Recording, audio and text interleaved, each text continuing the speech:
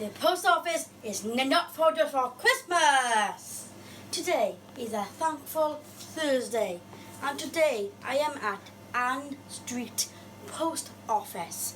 At your local post office you can get your pensions and benefits, top up gas and electricity, post letters and parcels, pay bills, as well as buy all sorts of things in this shop.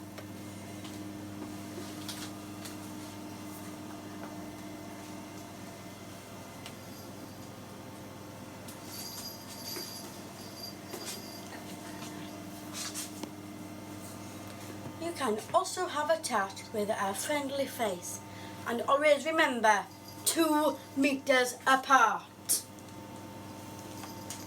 Thank you, post officers. And tonight I want you to make a big noise for them, like this. Remember, the post office and staff who help you. Right then, I've got a customer.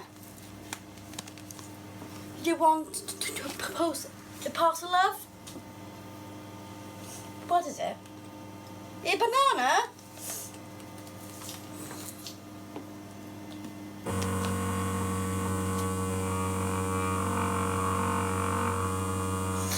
How do you remember?